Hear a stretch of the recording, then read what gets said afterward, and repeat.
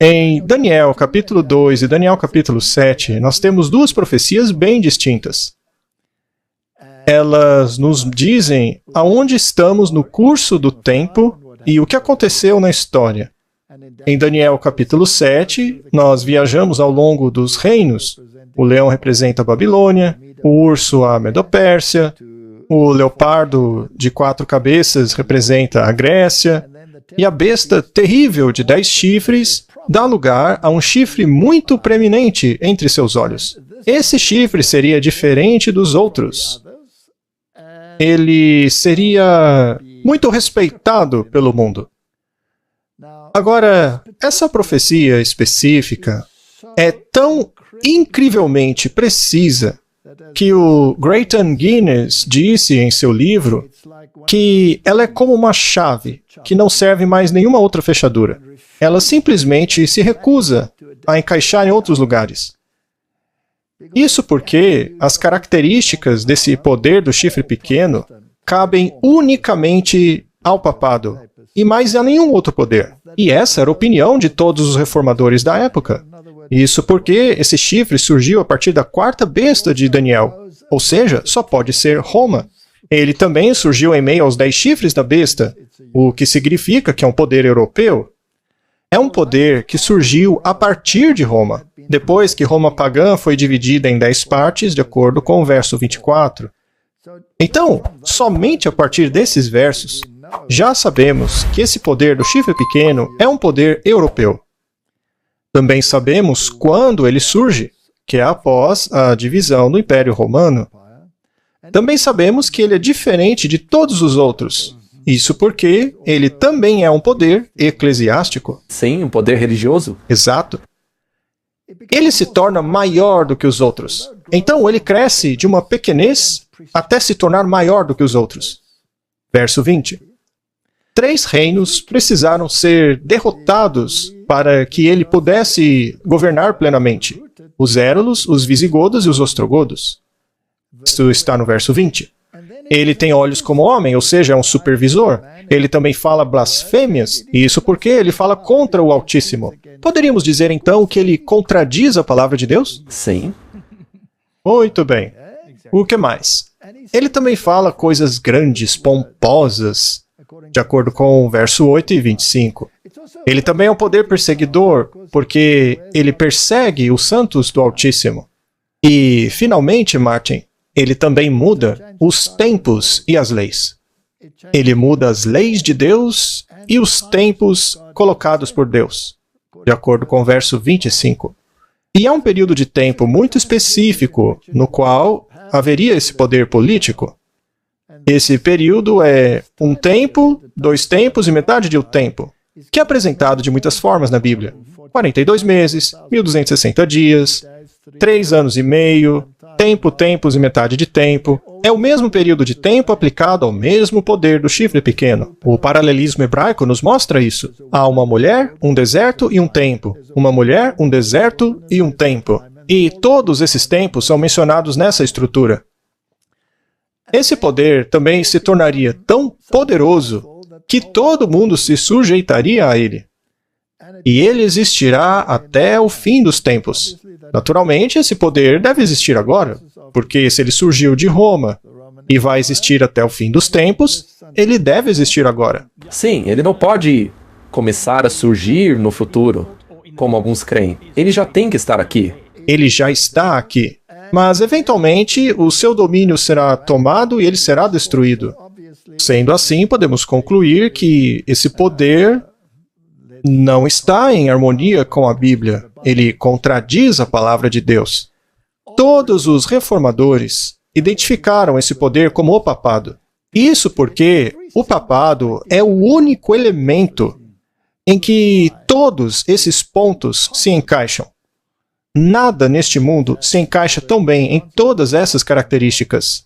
Simplesmente, não há outro elemento na história que se encaixe em tudo. Os reformadores eram tão convictos disso que fizeram até mesmo uma escultura em pedra na cidade de Nuremberg. Eles a colocaram na prefeitura da cidade para assegurarem-se de que ninguém se esqueceria de que o papado é o chifre pequeno.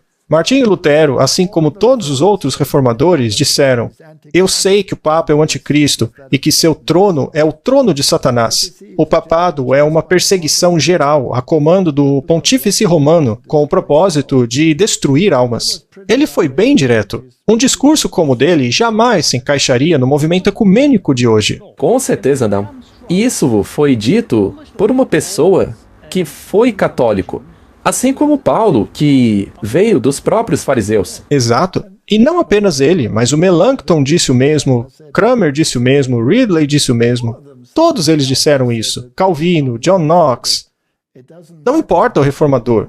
Todos identificaram o poder do chifre pequeno como sendo o papado. Todos o reconheceram a partir do livro de Daniel. Exatamente. E é por isso que Martinho Lutero disse que Daniel é tão importante que ele o traduziria primeiro, quando fosse traduzir o Antigo Testamento. Até mesmo Jesus falou da importância do livro de Daniel. Exato. Bom, mas de acordo com estes senhores adventistas, Roma mudou. Bem, quando a reforma protestante tornou-se um problema para o Papa, ele convocou um concílio. Isso depois de muito derramamento de sangue, guerras e perseguições. Esse concílio foi o Concílio de Trento. Bem, no Concílio de Trento, decisões foram feitas com relação a como o status quo deveria ser. E os protestantes estavam ali presentes, por convite do rei. Tá, mas será que o Concílio de Trento aceitou alguns dos paradigmas de Lutero? Não? Nenhum. Tá, mas para Roma ter mudado, ela deve ter, então, aberto mão de todos os princípios decididos ali no Concílio de Trento. Porque, como eu disse, foi nesse concílio que eles condenaram cada doutrina da Reforma Protestante.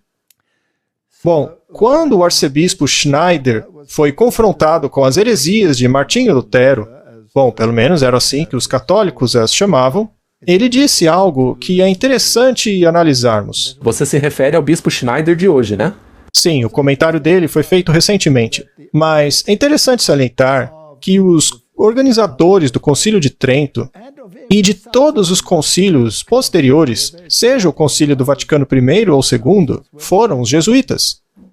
E os jesuítas alegam abertamente que mentir a fim de avançar os ideais da Igreja Católica Romana é algo perfeitamente aceitável, assim como o assassinato. Mas não apenas isso, Martin. Eles não apenas têm autorização para fazer isso, mas também são permitidos serem clandestinos, espiões, trabalharem por baixo dos panos. Isso é interessante porque o bispo Schneider está comentando uma afirmação feita pelo Papa Francisco que está tudo bem com a questão de Martinho Lutero. Ele disse isso em um avião, durante um voo que fazia com o repórter. Você sabe, essas conversas eram informais. Elas não são doutrina católica. As únicas coisas que são doutrinas são aquelas ditas a partir do trono do Papa. Tá, e o Papa, sendo um jesuíta, naturalmente se alinha com a ideologia dos jesuítas, aquela que diz que mentir é totalmente aceitável. Vamos ouvir o que o bispo Schneider tem a dizer. Sua Excelência, muito obrigado por estar aqui hoje. A minha pergunta é, uma vez que a discussão é sobre heresia, um herege que vem à minha mente é Martinho Lutero, cujo aniversário de 500 anos chegará muito em breve, como a maioria aqui já sabe. Certo, durante uma entrevista em um avião, o Papa disse recentemente que Martinho Lutero não errou na questão da justificação. O que o senhor tem a dizer sobre a heresia de Lutero e sobre a questão da justificação com relação aos futuros eventos ecumênicos? Como o catolicismo tradicional responde a essas novas declarações? Nós já demos uma resposta infalível com relação aos erros de Martinho Lutero. O Concílio de Trento.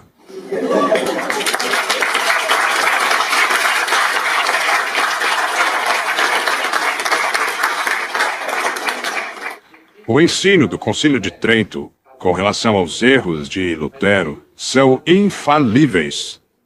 Ex cátedra. E os comentários do Papa no avião não são ex-cátedra. Muito bem, Martin.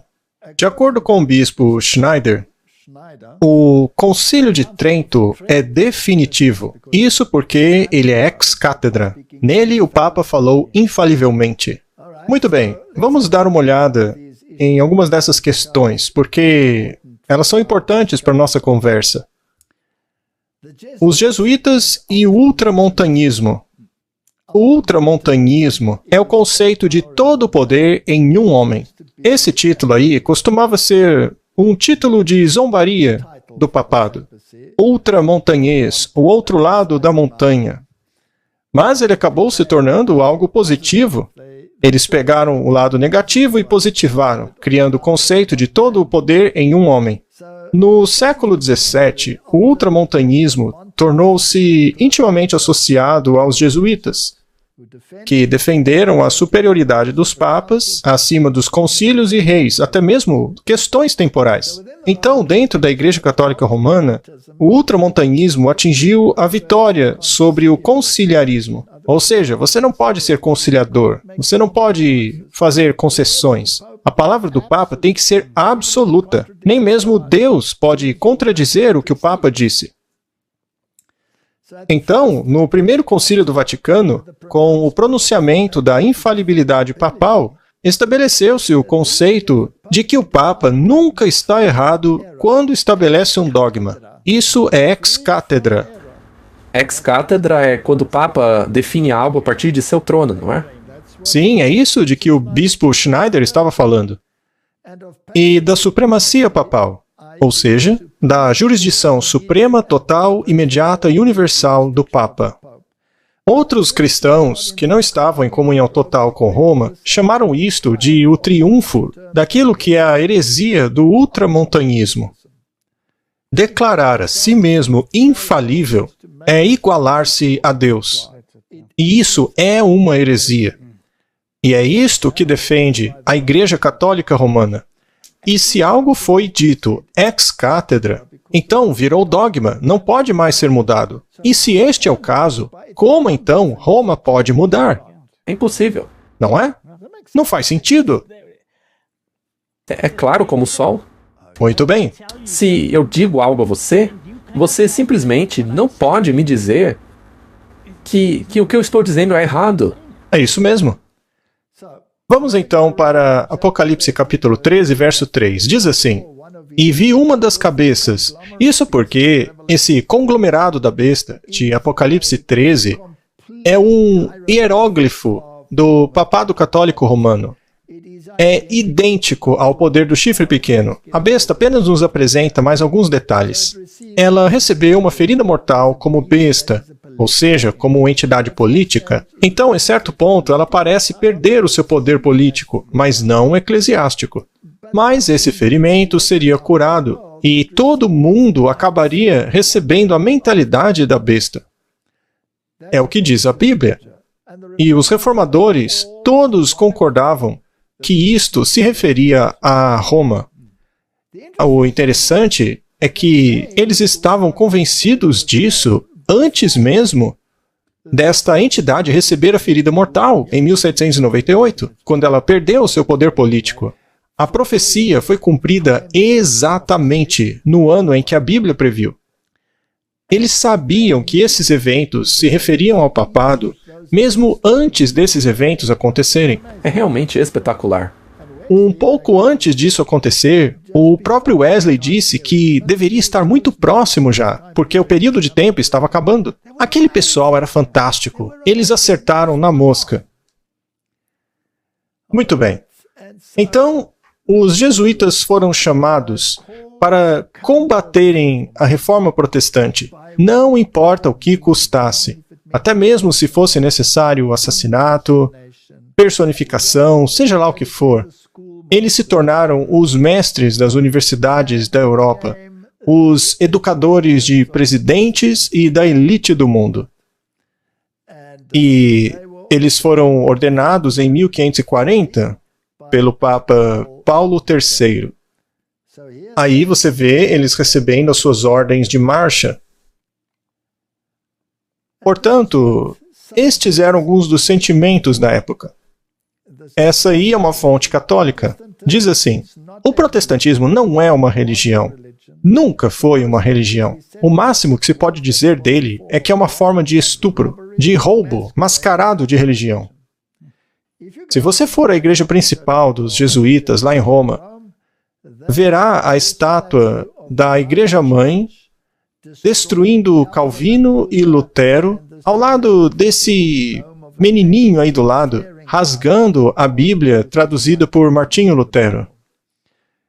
Eles fizeram um voto de destruí-la.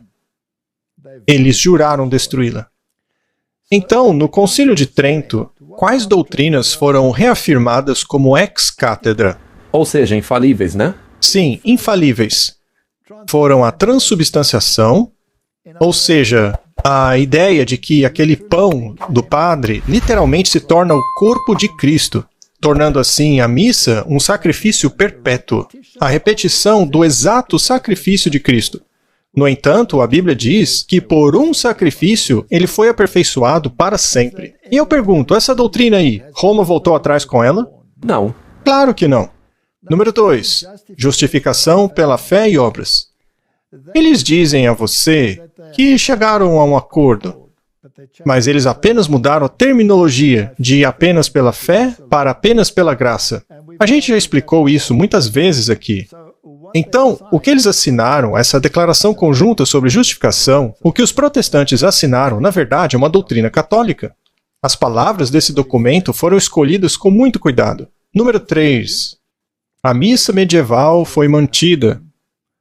No entanto, Jesus instituiu a cerimônia da Santa Ceia como um símbolo do sacrifício completado, porque por um sacrifício ele foi aperfeiçoado de uma vez por todas. Quarto, os 7 sacramentos foram confirmados. Bom, no pensamento católico, um sacramento é salvação. Então, o batismo, por exemplo, é um sacramento. Se você não é batizado, você não entra dentro da esfera da salvação. Então, a Igreja Católica Romana inventou algo chamado de limbo, para onde iam os bebês que morriam sem serem batizados, já que não podiam ir ao purgatório para queimar a fim de pagar por seus pecados. Então, eles iam para o limbo. Mas acabou que o Papa Bento, o predecessor do Papa Francisco, excluiu o limbo. Aí eu me pergunto, o que teria acontecido com todos os bebês que os outros papas tinham mandado para lá? Mas é como foi dito, essa ideia de limbo nunca foi ex-cátedra. Então eles podiam acabar com ela. Já o purgatório, não. O purgatório é ex-cátedra. Certo. O celibato foi mantido, apesar do apóstolo Paulo dizer lá na Bíblia que é o anticristo que proíbe o casamento. Curiosamente, a única instituição religiosa que faz isso é a Igreja Católica Romana. A doutrina do purgatório foi mantida. Bom, a doutrina do purgatório diz, literalmente, que você é quem paga pelos seus pecados, até mesmo os que foram perdoados. Portanto, Cristo nunca carregou sua culpa. Isso é pura doutrina jesuíta. Nós chamamos essa doutrina de esotérica, uma doutrina interna dos jesuítas. Mas, do lado de fora, eles diminuem para que o mundo de fora não aceite que eles, na verdade, não concordem com a expiação. E o purgatório é a confirmação de que eles não acreditam na expiação de Cristo, porque seria no purgatório que você paga pelos seus pecados. As indulgências foram reafirmadas. Com elas você pode pagar? Pagar para sair do purgatório. Somente o Papa pode te liberar do purgatório, nem mesmo Deus pode. Somente o Padre pode. E essa doutrina é tão diabólica, ela é tão antibíblica, mas ainda assim é ex-cátedra.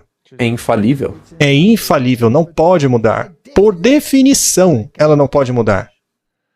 E o poder papal crescia ao lhe ser dado autoridade para exercer os decretos e exigir que oficiais da igreja prometessem obediência a ele.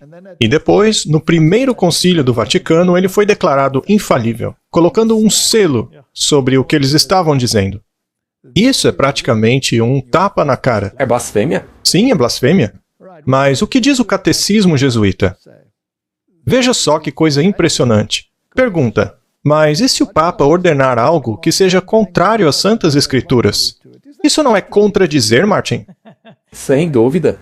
Resposta: as Escrituras devem ser jogadas de lado. Uau! Não colocadas de lado, Martin, mas jogadas de lado. Não é à toa que no passado chamaram a Bíblia de áspide e venenosa. Pergunta: quem é o Papa? Resposta: ele é o vicário de Cristo, Rei dos Reis, Senhor dos Senhores. Existe apenas um assento de julgamento pertencente a Deus e ao Papa. O Papa se acha Deus, Martin. Isso é blasfêmia. Não há uma descrição melhor. E este é o catecismo jesuíta.